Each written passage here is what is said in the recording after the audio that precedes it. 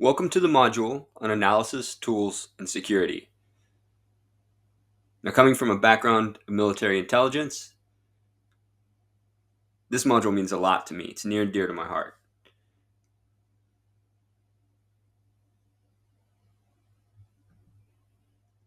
So, our learning objectives for this module: you'll be able to perform standard data analysis, locate and utilize analytical tools, separate information from data, execute multi-step prompt with AI software, identify risks, and mitigation.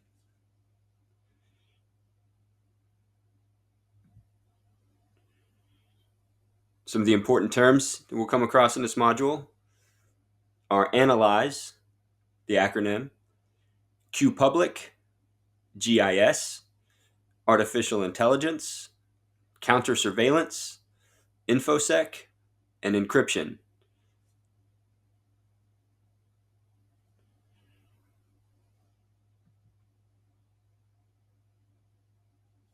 So let's begin here.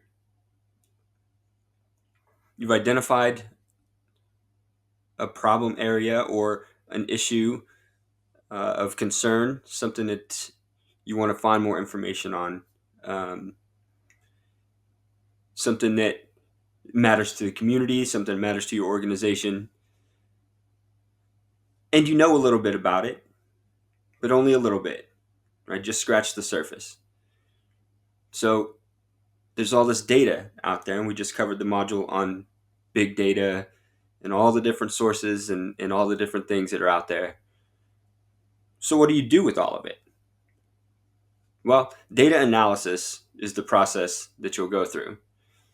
Data analysis is where you follow these steps to organize and then understand the data that you have and begin to process it into a way that is usable, presentable, and makes sense in smaller pieces in a way that will help you understand the issue that you're facing and help you plan and strategize for how to deal with it. So I like to think of it this way: it's like searching a truckload of sand for just a thimble full of golden grains. So, how do you accomplish something like that? Analyze. So, the first step is to assess. So, this acronym will go through the word analyze, teach you step by step how to go about that, right? So, you first assess: what data do we have and what do we already know? Well, sometimes you already know pretty simple things where, say, you're dealing with a new factory or a polluting entity somewhere. You know where they are, you know what the company name is, you know some basic things like that. So start to gather those bits of information that you already know. And the second step is notate. You write those things down: nouns, names, locations, everything that you know. So this step, while it is second on this list, it is something that you will do over and over again throughout. It is part of the overall process, and it's a little bit akin to brainstorming, right? Where you put certain things in groups here and you start to organize. So when you're writing things down, especially, I like to use pen and paper. You can do it with the help of software, you can do it in a blank Word document. It doesn't really matter. This is a step-by-step process that you can adapt to whatever style works for you, whatever learning style, whatever things that you like to use that help you to get through these things. So I like pen and paper. It can be very messy to begin with. It does not have to be labeled and formatted and spell checked or any of those things. Um, a lot of people that I know keep a whiteboard in their office where they continually write down notes and write down things that they think of. A little inspiration board or something. It's not unlike that. It's a pretty similar kind of thing. So there are a lot of ways that you can do it, but it is important to know that it is a continual step that follows all the way through this process. So that's our A and our N. Well, next is the other A. Ask. Who are these individuals connected with? Are there other things they're involved in? What is their history? So those are kind of the first things you want to ask. Who's involved in this? Maybe who is the owner of this factory, or who are the regulators, who are the legislators, who are the lawmakers that have been involved. You also might want to ask who are the people on the injury side, who is being affected by this issue, who is being hurt, who is most at risk. Um, you know, find out who the different people are that are connected to the issue, and then who are they connected with. This is mostly useful on the side of the owners and the liability side, right?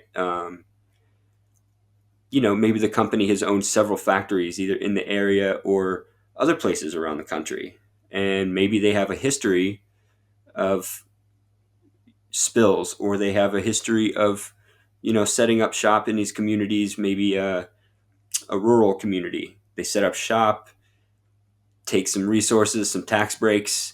They're there for 6-8 years, find a better deal, and pull everything up and go 2 states over because they got a new deal, and they left all of the contamination right there in the ground and left all of the jobs empty, and people out of work. So scenarios like that. You want to know as much about it as you can in terms of history and who these people are connected to. Who knows? Maybe you have, a commissioner who, for whatever reason, gets investigated by Georgia Bureau of Investigations, and then shows up, to court and gets put in a federal pen for corruption. There's all kinds of things like that that people may be connected to that could help you know and understand, where to look next. So that's as much a part of it as anything. Where to look next, where your weaknesses are, and we'll get to that in just a moment. But the next thing would be to list, your tools and your outside resources. What tools do I know how to use? What things could I use? What resources are potentially at the ready? Tools, different kinds of software, your GIS, your mapping software, any of those visualization kinds of tools. The QPublic, which we'll do a tutorial of here in a minute. That's plat maps, real estate tax assessment maps, those kinds of things. Tools like AI software. Any other of those helpful tools that help you parse through that data.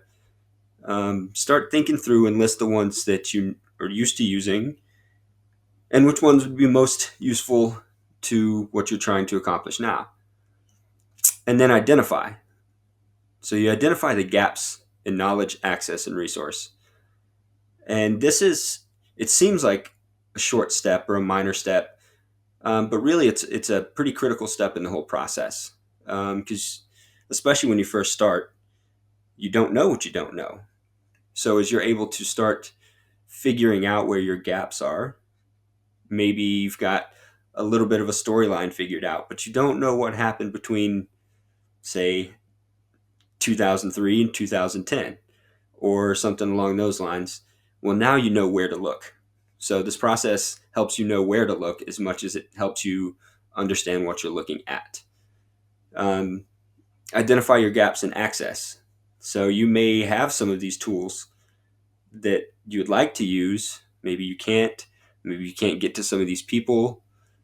Maybe you have a commissioner who's in a penitentiary and you can't reach them to do an interview, say. Something like that. maybe you have licensing issues. LexisNexis is a great resource, but it's notoriously expensive. So, on an individual level, it's often hard to find individual access. It's hard to justify having access to something that expensive. And what resources might you be lacking? It's similar, um, but it could be different depending on what your situation is.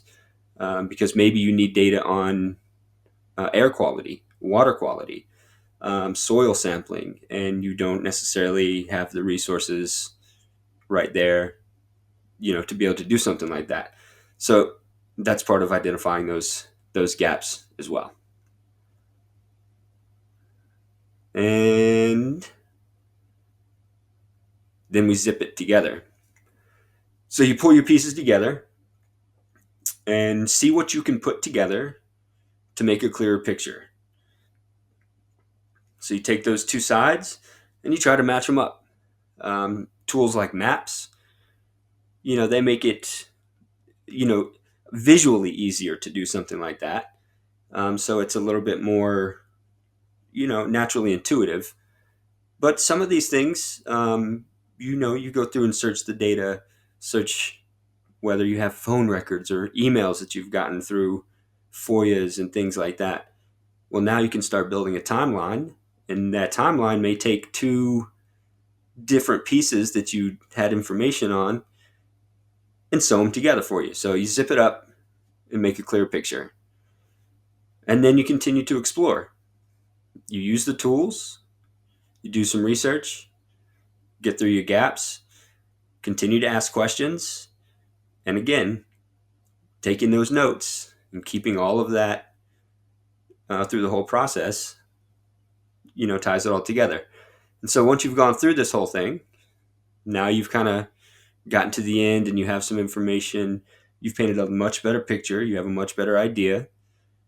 The beauty of this particular process and this acronym is that you can now go right back to the beginning and start all over. You just happen to have more from your starting point.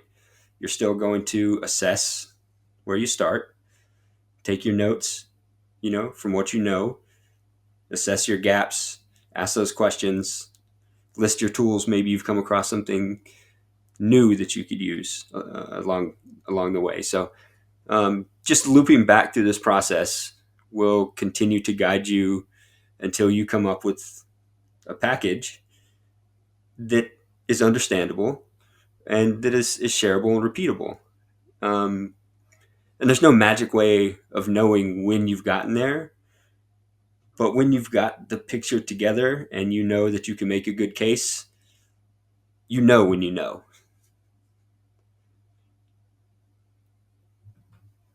So those tools. So the first tool is QPublic. That's one of the key terms, and we are going to go um, straight through a video tutorial. I'm just going to walk you through what it is, how to get to it, how to find it. Um, it is a county property tax record database with GIS and other tax records that includes information about improvements, buildings, sales history, tax history, all of that. So you can see who owns it, when they bought it, how they bought it, if it was, um, you know, just a normal sale or purchase, or if it was some kind of quick claim deed or something like that. You can see all of that information in there. And it's all GIS based as well, so it correlates to the map. And GIS stands for Geographical Information Systems. These are maps with uh, the visible layers of data, so you can visualize issues, trends, proximity, and get a full layout and understanding of what's going on in front of you. So let's go ahead and we'll open up the search tab and we'll start our search in QPublic.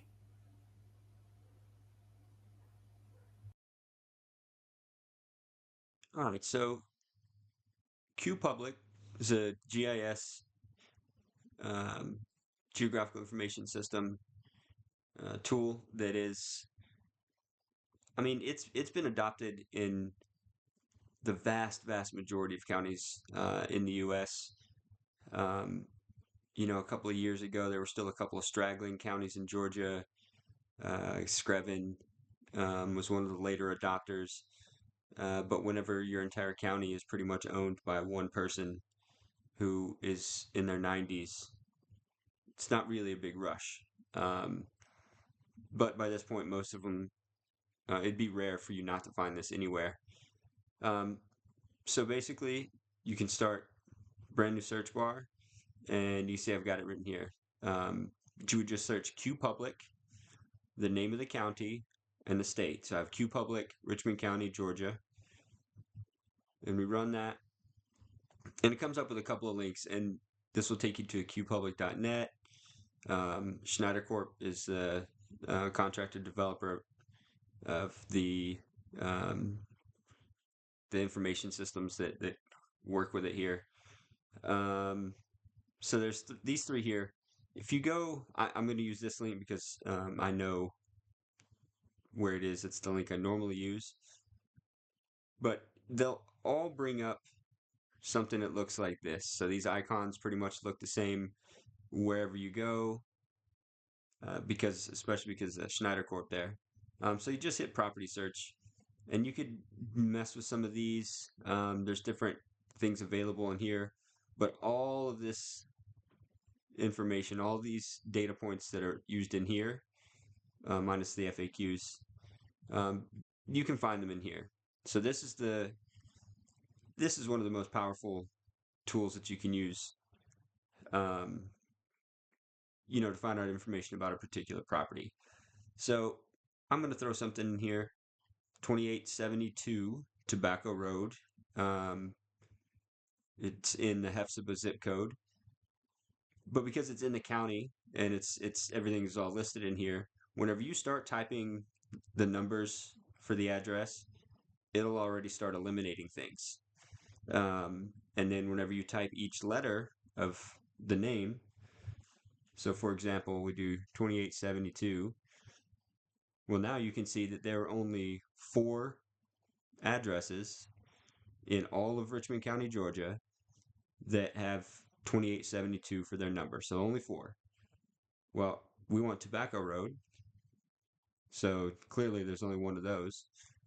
But if you start with these letters, it starts eliminating all of the things that don't match your search criteria.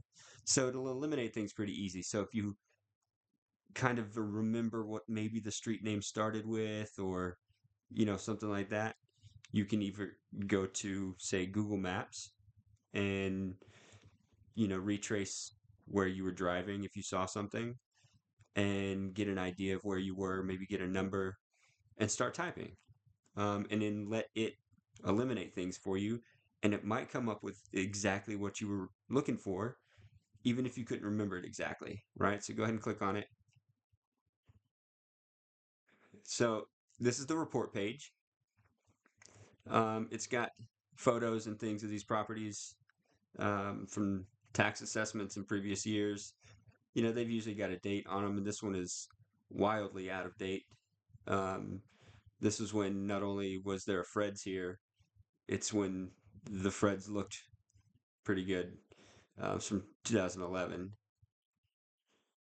So, you can scroll through right here on this page and see some of the photos that were taken. They usually have most, if not all, of the buildings and improvements. Um, and some of them are pretty out of date.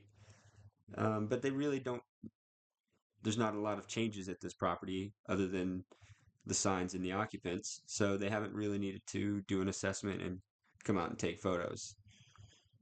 So you'll see right here, now you can see who owns it, what their main address is, if it is a commercial entity.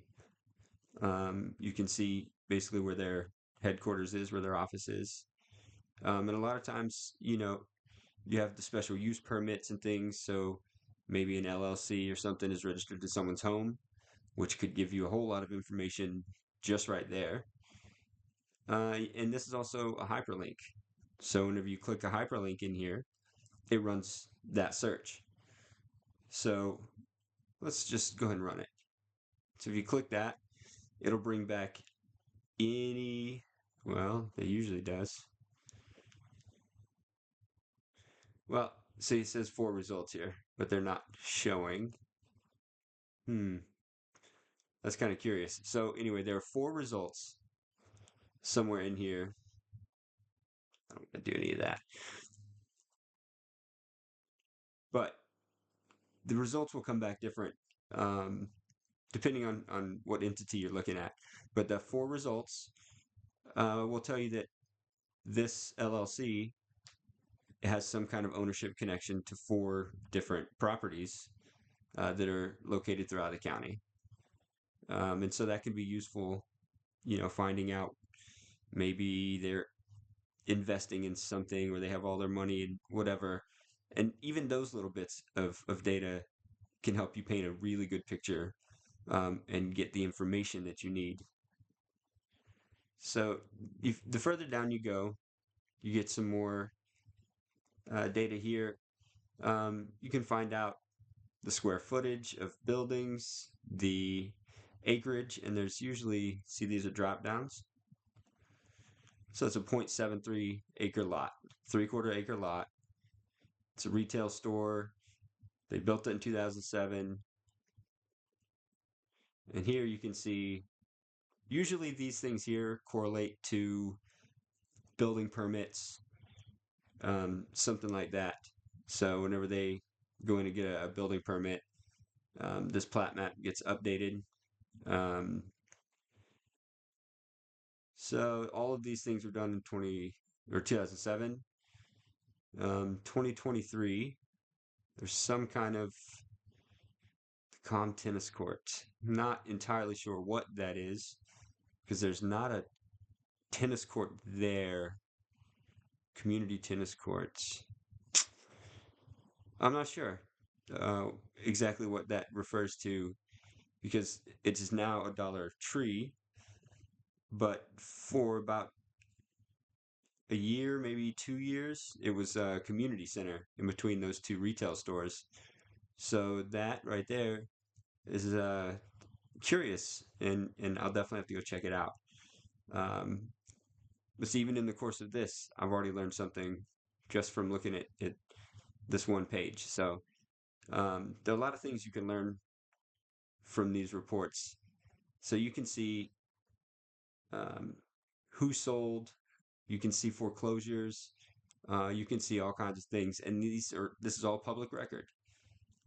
So you know when things get used in court or private investigators dig up information on somebody, background checks, things like that. This is a source for some of that information. So you can see who used to own it, all kinds of information like that. Quit claims, sale price, um, and the like. So some of these go back a ways, right? So this goes back to 1986. Um, and this is obviously a deed probably between family members, um, maybe an aging family member, an inheritance, something like that. That's what a lot of non-market exchanges are. But that's before that building was built there in 2007, where you can see right here where it was sold to Hefzibah Freds LLC, and that's whenever the building was dated. So before this, it was just blank land, and that's not long before I moved here. So I've never known it different. Um, but a lot of people in the neighborhood would recognize that as having been woods not that long ago. So here's where the GIS part comes in. Click on View Map, and there are all kinds of things that you can bring up. Parcel numbers. We'll go ahead and put the actual parcel number in from the plat maps, or you can ask for address numbers. I want that unchecked. Thank you. And so you get an idea of what the address numbers are and things like that. You can take them off. These are all just different layers, right? So you'll learn a little bit more about that um, in the GIS module. But you can go ahead and you can close that out and get a better view, a wider view. Up here you have a toolbar and you have all kinds of useful things. It's very useful for finding property boundaries. Say if you need to launch a drone or something like that and you want to stay in public property or stay, you know, within legal bounds for operating that drone so that you can gather some surveillance, some imagery, something that a polluter or somebody else is doing, um, then this is useful for that. You could zoom in and find ooh, so you can find a common point that's easy to identify on the ground, be the curb, and I need you to move. Say it's in the way. Okay, let's try again. All right, so say you start there at the curb and drag it to the boundary. So you know that you have about 18 feet from the curb to that property line where you're in public space. So you would be free to do whatever you needed to do in that space, right? And then you can always go back to the information button, which will bring up all of the information about, well, this is a snapshot of each of the properties. And so you can zoom way out and see all of the individual property lines, things like that. So those things already give you a lot of information. If you click report, it takes you back to that first search screen. But you can also see, if you look for patterns and things, all of the subdivisions, you can see how they're broken up into individual home plots and things of that nature. But you can also see where large sections of land maybe haven't been developed yet, um, or maybe there's another reason that they are that big, right? So if you look at something like this, um, this is the church um, on Morgan Road, and they've got a lot of property there. And you find that's pretty common in Richmond County. Churches, they have retreat centers and they have other things. They have to have space for parking and all of that.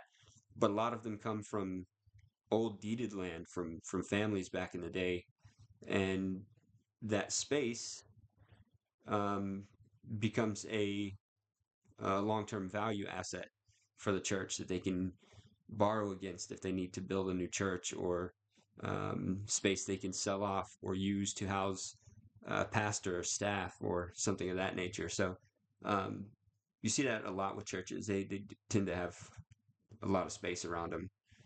Um, but you will notice things like these long stretches where there's um, wooded areas and developments stop, like here and here.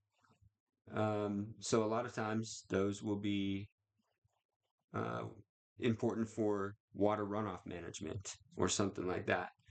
Um, so see, this one belongs to the city of Augusta, and they have a, come on, zoom out a little.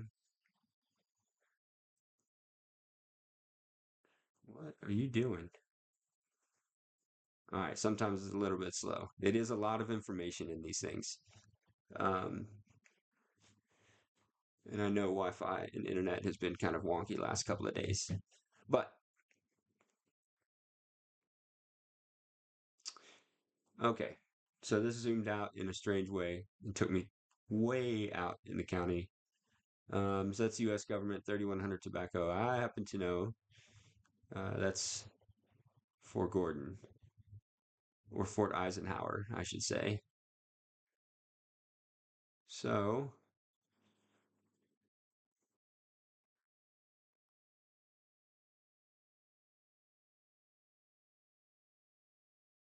I'm going to pause this recording and stop struggling with technology while we're in the middle of a recording. All right, so really quickly, if you are struggling with a connection or if you're on a mobile hotspot or something like that, maybe you're out in the field trying to do this on the fly. This down here, if there are any aerial photos, if you turn that off, then it's not constantly trying to reload those every time you zoom in and out. And that takes a lot of the data out of or a lot of the bandwidth usage out of the equation, and you'll be able to move around quite a bit better. I am going to leave it on um, just so we can continue to see what we need here. But these areas here, now when we're zoomed out this far, you can really see it. Um, so there's another property at the City of Augusta, City of Augusta, City of Augusta. Oh no, this is High-Brass. So there are some of these are owned by development companies. Blue Maple's in here somewhere. That's also Augusta. Now, notice between this one and this property here, both owned by the city, this is not even close to a straight line. Well, that's because that's a waterway. So, what that says is that this area is prone to flooding or is used for additional water runoff and things like that. And so the city has bought it up over time. Um, and so that they don't allow developers to come in and build new houses in here. And some of these end up, with parks and green spaces and things. But a lot of times they're also congruent spaces. So here's where we were, where we started, right here on this corner. And so you have properties up here that connect. This is the power substation. But if you notice, all of these come together and it runs through all of this. And this big space is Blue Maple Group. This is a developer, and there's a lot of space in here that could potentially be developed. But there's also a waterway right here. So you can see the coloration of the map changes and the elevation changes here. So these are spaces that, maybe they've owned this for a long time. You could go in here and find that out pretty easily. I know this group actually owns a lot of property, a lot of space. There are two or three large properties like this that they own in Augusta. Um, but let's see through here. Same thing. See, this is a waterway. We already looked at that property.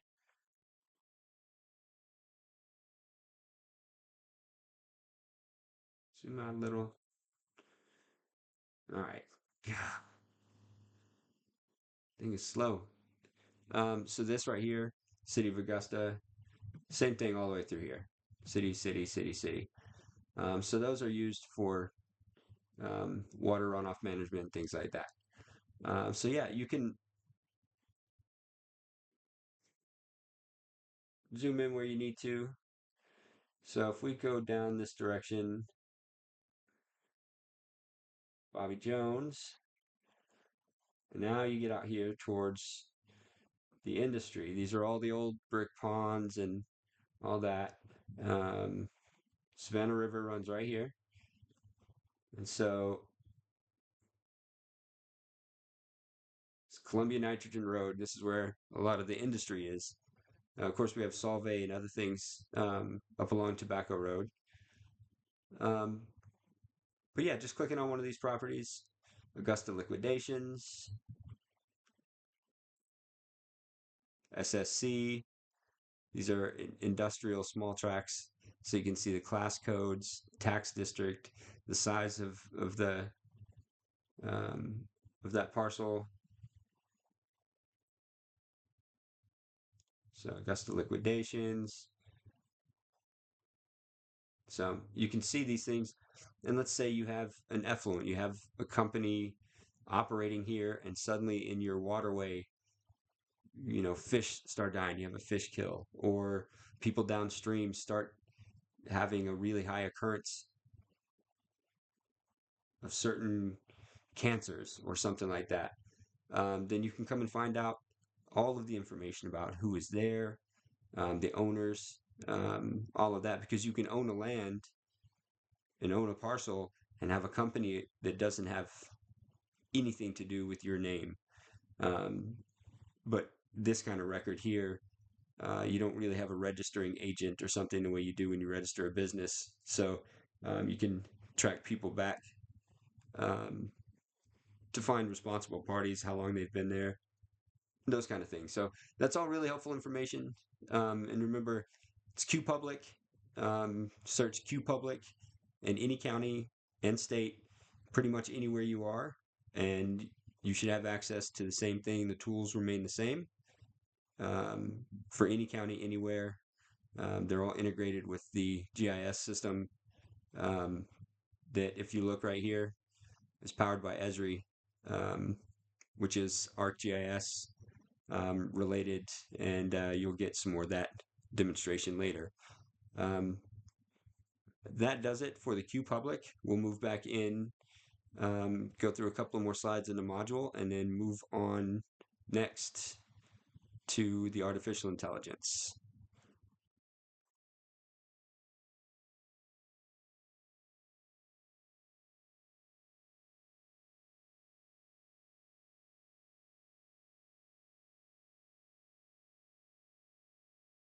All right, so the following tutorial is going to be with the Gemini AI software. And I went with Gemini for a number of different reasons.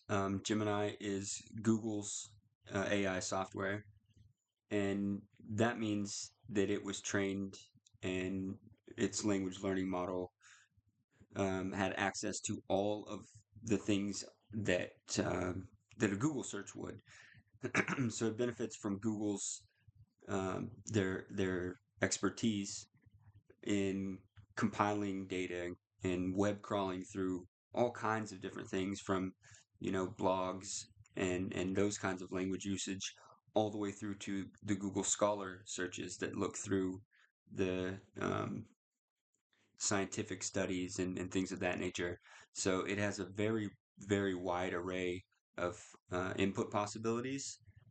And I think, from my experience, it's got a greater depth of response, um, at least at this point in the game, when compared to things like ChatGPT.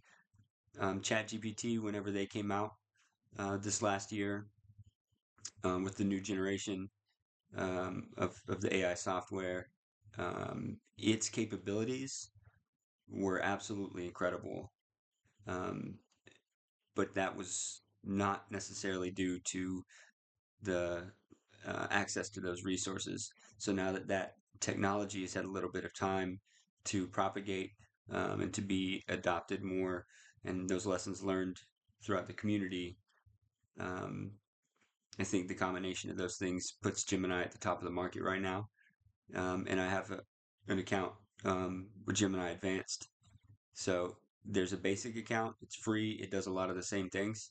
It does most of the same things, but the advanced will bring back some deeper results, some more specific things um, that the basic just it just doesn't do quite as well.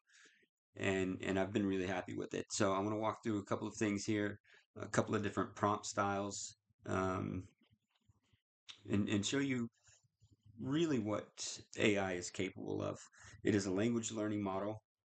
So while there are a lot of fears out in the market still about AI replacing jobs and taking those things away from people, from the evidence I've seen, it's just not substantiated. Now, it is very much true that the adoption of AI, in terms of um, how quickly normal, everyday people became adopters of and users of AI, um, has been far faster than any other technology in human history. Um, in just a year's time, we've gone from relatively few people being even aware of AI technology and the things that they were doing with these language learning models. You know, most people were in kind of a state of understanding where AI was kind of a distant thing and was connected to robotic autonomy or something of that nature.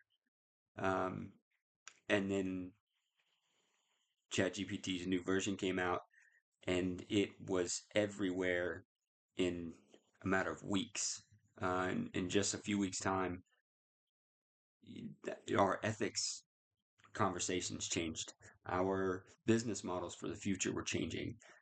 Everybody was coming out with, new ideas on how to use it and was experimenting with it. And um, it's not something that's going away, but it's also not something that itself is just going to blossom and start creating new movies and creating things completely autonomously.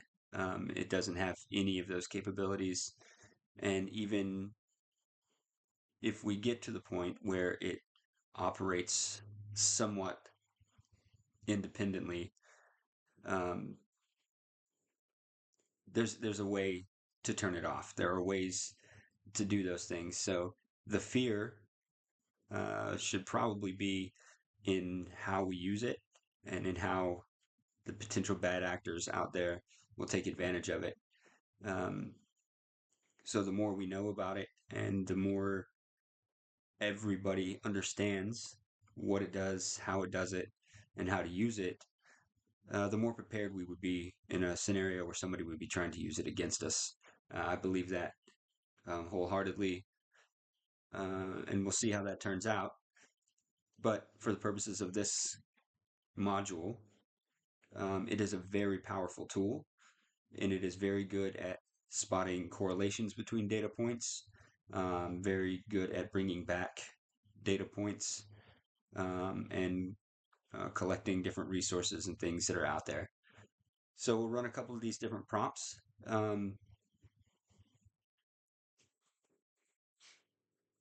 The first one I want to do is a little bit of a demonstration of the power of the language learning model. It learned how, and it's what gives a lot of people the creepy feeling, is that it's like having a conversation with somebody. So this has the capability of communicating very similar to any other person you might communicate with. But that's because it literally takes and formulates after analyzing language we use and then runs that back against the prompts to kind of formulate the sentences. So it, gets very deep into the syntax and the grammar and those things of the language.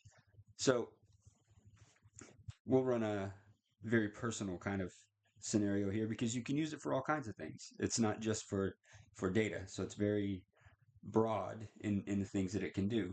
So for instance, um, sorry, having equipment issues here. So for instance, let's say start with the word scenario. That tells it to kind of almost imagine and give a set of parameters around something that's coming next. It's a really common and useful way to start things off, especially in hypotheticals. So let's say scenario, I have been unemployed for 6 months and I need help finding a new career path. Goodness gracious.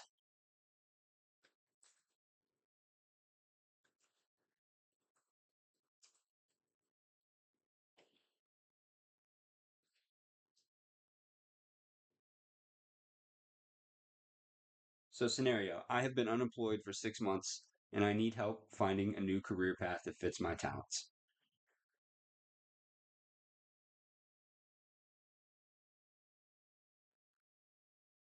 So, it'll kick back some things, give you some ideas to work with, and a lot of a lot of folks will stop there. But here's some of the things that you should keep in mind.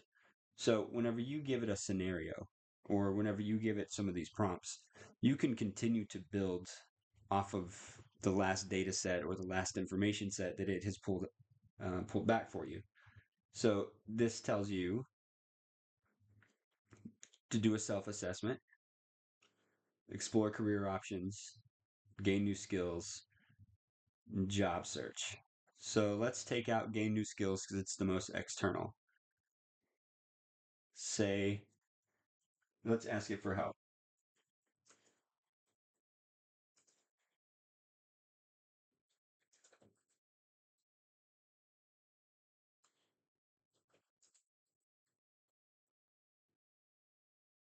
Can you guide me through finding new skills?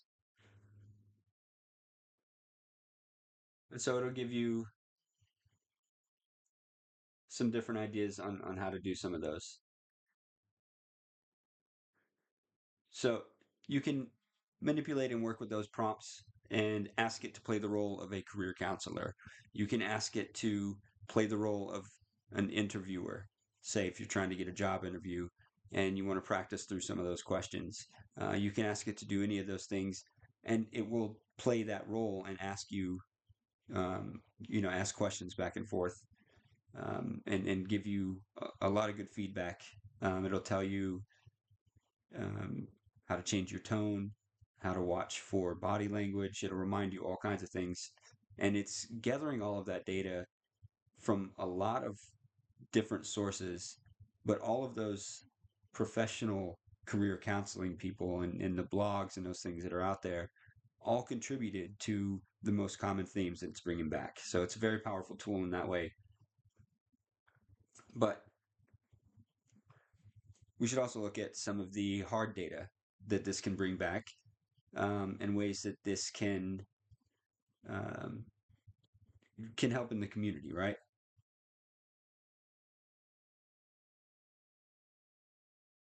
So let's look at some data from oh every couple of decades. We'll do 1983, 2003, and 2023.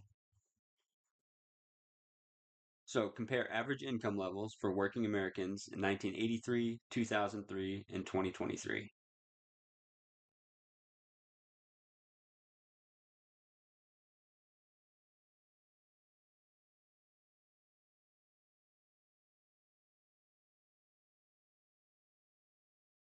So you know you've got a good prompt when it takes a little while to spit this back out. It's got a lot of data that it can actually reach into. And so you get a table, and it's got these cool things you can export straight to Sheets. You can save these things in just about any format you want and ask it to format, and it'll do it for you. So you can get a CSV. You can get some things that can go straight into um, some of your shape files and some things so that you can build layers in um, those GIS um, map exploitations and map building later on. So we've got average income. Um, so 83, you got 21,075. 2003, 44,489. 2023, 69,771. So let's get it to break that down a little bit further. So this prompt, compare the average income in the above table to the average cost of a home purchase for the same years and create a comparison to demonstrate changes in home cost relative to income. So what that will do, whenever you ask it to compare those things, and then by asking it to create a comparison to demonstrate changes, it'll create some index, or you'll get um, some kind of a reference number or whatever, and it'll show the changes over time, the difference in changes. You can then compare and find out if the average American is paying the same for a home price now versus 1983. And that is, say, part of something if you're looking at how income levels have changed and how quality of life has changed. So, what we can do is use this and continue to build out and see if there's any truth to the suspicion or some of the claims that the Gen Xers and then the millennials and going into Gen Z are going to have to be paying more, not just for rent, but you can compare that too, but for everything, for an overall quality of life versus what they're bringing in. So that's not always due to inflation, and you can pull some of those things out.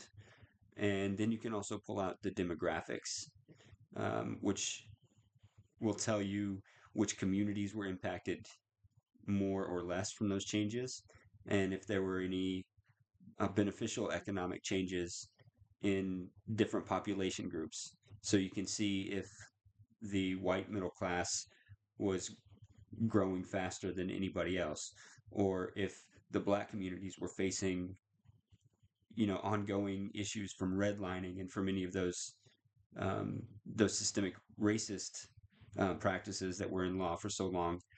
And slowly but surely, you can pull those things out one prompt at a time and really get a very clear picture and have all of the data there to demonstrate exactly whether the question that you asked or the things that you're interested in have any kind of substantiation to them.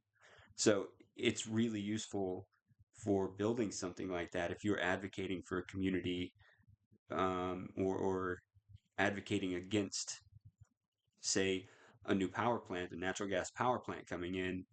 You can also, use home prices in that area, or use those home prices, how they change when something like that comes in over time, to demonstrate that it's a bad thing for the health of the community or for the economic prosperity of the community or something like that. So let's run this prompt and see what it comes back with.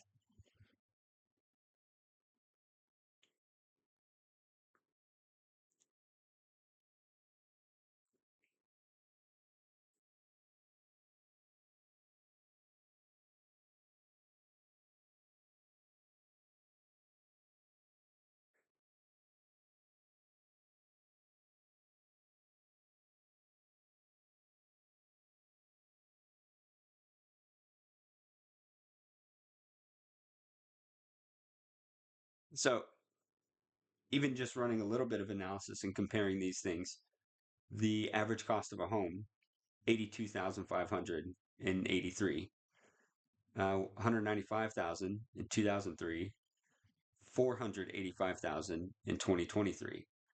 So the home cost on average to the average income in ratio was 3.91, 4.38, and 6.95 in those years. And clearly there's a widening gap there. Um, but you can actually pull out some of those specifics too, especially in case it's a larger chart you're doing year by year, or you have something like that. So hmm, let's pull that out.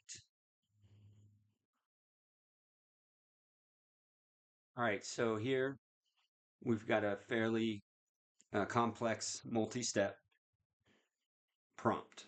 So this will it'll ask your AI to do a whole lot of bring back a lot more intricate analysis, and maybe it'll be more useful in the long run. So compare the changes from 1983 to 2003 with the changes from 2003 to 2023.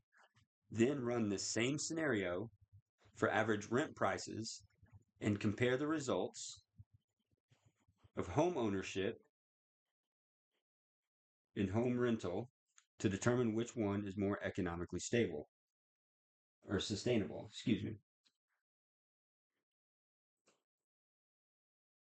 So this should bring back another chart and put them side by side so you can see the average income versus average cost of rent, the ratio, and then compare the two of those to see which one is more affordable. So let's run it and see if it can come back with that. Sometimes things like rent prices or those data points are difficult to come by, and it'll kick back in a bit of an error or throw some generalized um, kind of basic information at you without being able to complete a table. So um, sometimes that's out there, sometimes it isn't. Let's see what it comes up with. So it tells you the process.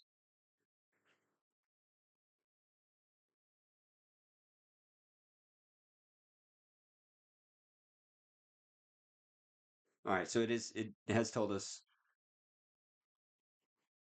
that it's going to use an index for the rent prices and assume that they follow a trend with the National Home Price Index, which is going to make those things look like they just increase at the same rate. But depending on what those prices, if they actually come back with the rent costs, we can actually compare those numbers instead of just the trend. And that could give us some kind of clarity in a situation like this, right? So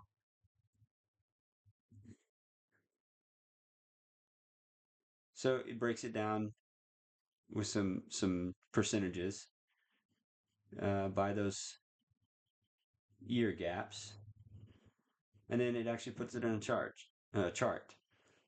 So home ownership changes in percentage compared to renting. There's a 12% increase in 83 to 03 versus 27% in rent costs from 83 to 2003. And then from 2003 to 23, wow, home ownership costs went up a lot compared to rent. That's those are I mean those are pretty interesting numbers. So let's see what they got here. While both homeownership and renting have become less affordable relative to income growth, which we saw from the first, and then could assume was going to be the same because of the index they used. Renting has become relatively less economically stable than homeownership over time. It's because the increase in rent has outpaced the increase in income, especially for the period from 2003 to 2023, which we also saw was the case with homeownership. But the increase in rent was was larger than that in the cost of owning a home and buying a home. So I think there was a lot of suspicion whenever that prompt was brought up in this module that that was a result that we were going to get. I think that's kind of the common understanding, but that's the power of a tool like this. You can take a question that we either think of as common knowledge and common understanding and go and find the data and support that and be able to prove it and have numbers to back it up so that you're speaking from something, a place of surety, something that you can back up, which is incredibly helpful if you are advocating for policy change or something with regulators or lawmakers. Um, it's a lot more effective than we all believe this to be the case. But it will also help you if you think something is or is not the case, and you find out differently, because then you don't find yourself advocating falsely for something or advocating based on untruths. That is really powerful when you can use someone else's falsities and misinformation against them, because you can take what they're claiming and show it to be inaccurate.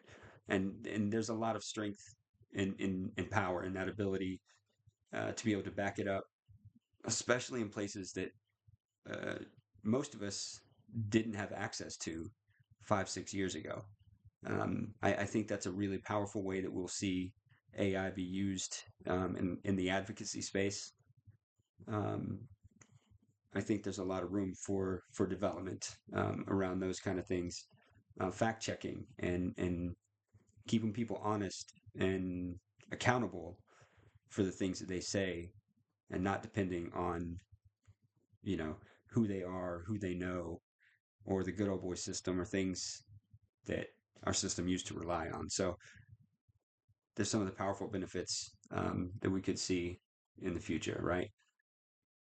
And of course, it'll give you some kind of important considerations, and there's always caveats. Um, considering this area versus that area versus this state, whatever. Those things always exist. So be mindful of those. Don't let them trip you up. Um, it's always important to catch the very minute details, because as you'll see in a slide a little later on, um, and it might be in the next module, but there's a concept that I like to focus on a little bit, that there is no coincidental data. There's no coincidental data anywhere. And overlooking something can either undo you or really make a very, very strong case in your favor. Um, so that is the quick tutorial of Gemini and Gemini Advanced. Let's carry on with the rest of the module and get this wrapped up, move you on to the training.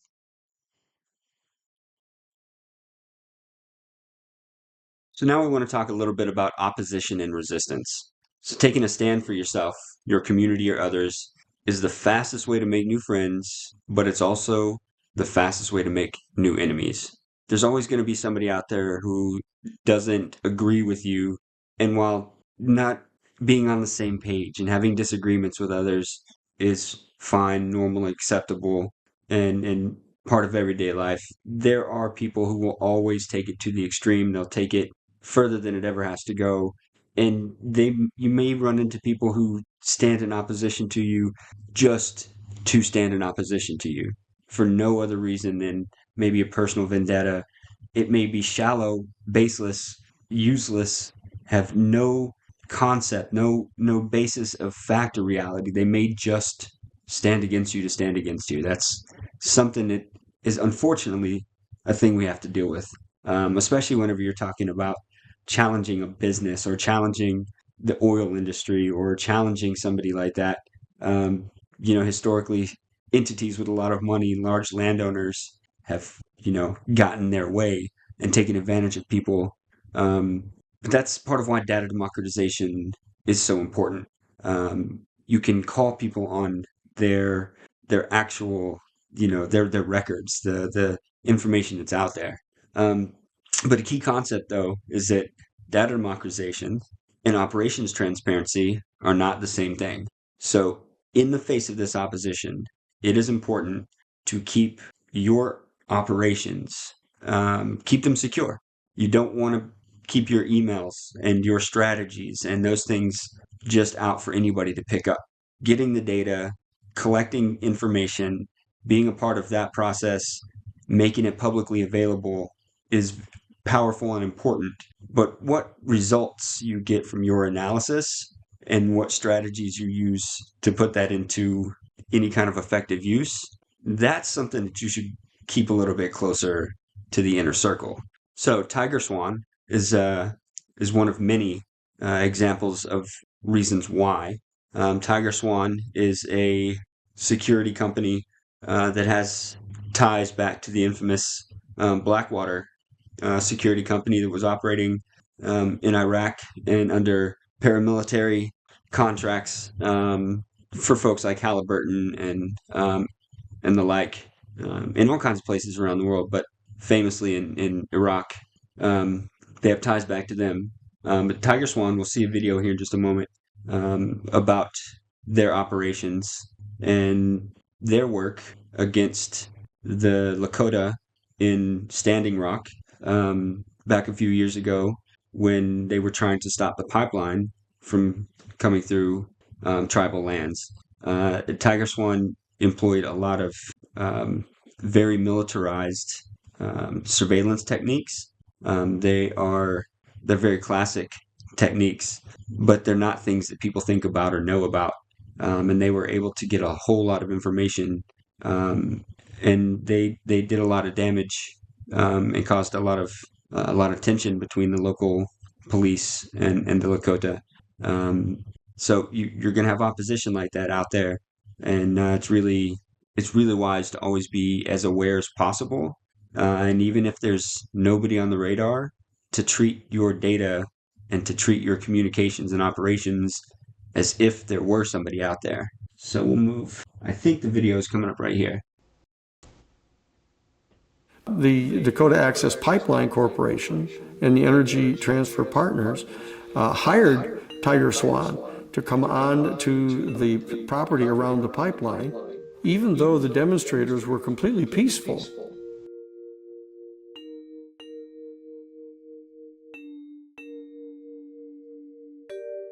They began to undertake very aggressive action toward these peaceful demonstrators, and so some of the original arrests were made because they charged these people with resisting these security people.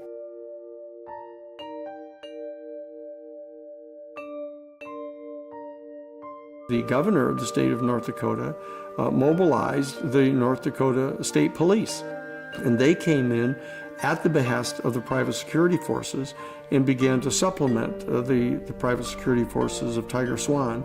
And then they began to engage in the same kind of conduct, taking very aggressive actions toward the demonstrators.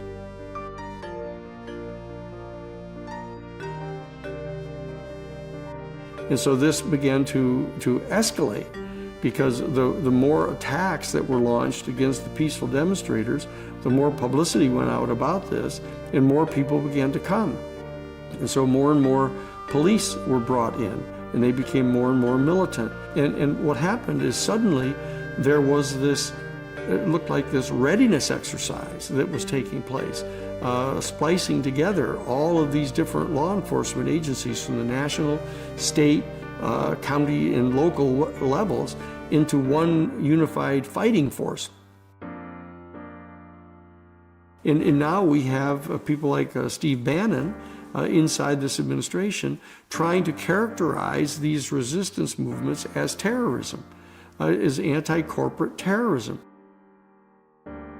and to invoke the terrorism legislation that has been passed subsequent to 9/11 to apply against these domestic people, the American people that were here in North America 30,000 years before the Europeans. All right, so having seen that video, getting a little bit better understanding, let's talk about a couple of other points here as we get close to the end of this module. Collecting data is itself a form of surveillance. Surveillance means just close monitoring to collect information, right? So data is the building block of information. So you get information from that analysis, right? That's the flow chart. So governments and well-funded and especially controversial corporate entities like your natural gas pipeline companies, they may have active counter-surveillance programs. So counter-surveillance is an activity that's just meant to disrupt your ability to collect that data. That could be misinformation. It could be press releases and social media manipulation, where they are releasing information or releasing statements that are either inflammatory, derogatory, strawman, ad hominem attacks, anything of that sort.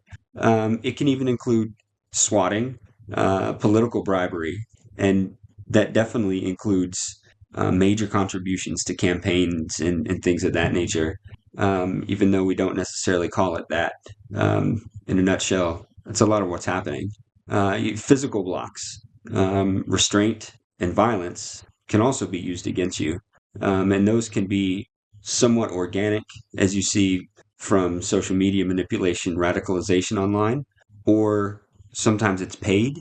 They may pay some entities from, out of the country or somewhere else, um, to come in and exercise violence. And when you see that, a lot of times you're dealing with somebody who is either in a migrant status or something like that, and they can essentially be trafficked for violence. They get paid, um, but they're convinced, they're told that you are something different than what you are. So they use information manipulation to then create this violent atmosphere and cause fear, and to try to overall just upset and end your operation because of these threats. Um, so there are a lot of different tactics that they can use and that they do use in places like Africa, in places like South America. Um, a lot of these big companies, um, they have experience with these kind of tactics. There was recently in the news a large corporation, um, and I forget which one it was. It's agricultural, but they had ties to these resistance groups and folks in Colombia that were tied to the FARC and tied to other guerrilla terrorists and who killed villagers. So these companies do have culpability, liability, and experience in all of these kind of tactics in places around the world. All right, so some information security, InfoSec. Preserving access for data does not mean that your planning, analytical methods, or your results should be open to the public. We mentioned that a little bit earlier, but that's InfoSec, information security. That's a military terminology making its way into normal operations, but it's an important one. So think about who is on the receiving end of your messages. Are you sending information that can be misconstrued, can be used against you, is sensitive, or that should only be reserved for a specific circle of people? You don't want to send information that could jeopardize your goals, especially with individuals who are not using it to realize those goals in some way. So if they're not part of your process, if they don't have a role, why are they on the receiving end of that message? Those things should be compartmentalized, just to ensure the best levels of success. And as these people, whether if they're in your organization, as they're vetted, as they gain experience and they gain more responsibility, you have to be sure to share that information as they grow along. So it does create challenges. It does create some time constraints, and some time requirements, but it also creates a culture within an organization or within an operation of dedication and of dedication is about the best word that really fits. It's kind of a sense of loyalty, camaraderie. Always keep in mind to change your passwords often. Use strong passwords. Even if you've had weak passwords or had the same little password for everything, all of your accounts, as you start doing more work in this space, and I mean the digital space, and in the space of data, strengthen those passwords. You'll be happy you did. Create new accounts. Don't use the same old accounts. So create new ones. Use compartmentalized communication channels. So don't just use open blogs or things like that. Compartmentalize them. Use a Discord or a Telegram server. Use something like that that's got end-to-end encryption. And think about all of the data breaches that are out there, the email scams, and those things that are out there. By moving away from those systems and moving to end-to-end encryptions, in places like Proton Mail is a great one. Proton Mail is encrypted from end to end, and nobody else can read your email. They can't open it. They can't do anything with it. It's encrypted to a level that software used at the NSA can't undo. But it's also important to consider who owns those companies. So you have corporations like Meta with Facebook and Instagram and WhatsApp. Like I wouldn't use WhatsApp for any kind of those communications because Meta has a history of turning over all of those communications that are sent between people. They're encrypted end to end, but that encryption doesn't really mean anything if they just give away the keys. That defeats the whole purpose. So I would avoid those things. You never know what the environment might be in the future.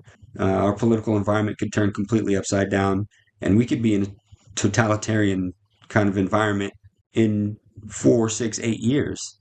And they could then come back and start looking through old activities, start pulling those things off of servers, and then guess what? Now you have, somebody knocking on your door that you could have prevented by just using a different communications platform. So all of those are important pieces, parts to the whole. So a little bit more about InfoSec here. Encryption, it is a security blanket for information. It keeps it secure from prying eyes. Again, know who owns the platform, or know the app that you're using, and their track record of data breaches and releasing data to law enforcement or to legislators. Consider creating accounts. Proton Mail. I can't advocate for them enough. Their security is very tight. They make security their highest priority. Whereas somebody like Meta, they are a multinational conglomerate company, and their priority is selling advertising to make money from people who are trying to get the data on you, on your user account. If a service like that is free, this is obviously the case, social media, YouTube, those things. If the site is free, if anything is ever free, it means you are the product. And that's the case with those because of the data that they sell, that they collect on you. So, keep those things in mind. Providing that data is a much more prevalent, common thing now than it used to be. People part with it much more freely, and they do so in exchange for some kind of service or some kind of entertainment. But that creates problems, and we'll talk about that a little bit later on. So that is the end of this module. We went over QPublic in a demonstration, and we went over AI and Gemini in a demonstration. We learned about how to analyze and use the analyze acronym to coalesce and then go through the data that you collect through those tools. And then we learned a little bit about the encryption, the threats, and the risks that are out there, and the mitigation, how to protect yourself from them. Quiz is up next, and that brings us to an end of this module.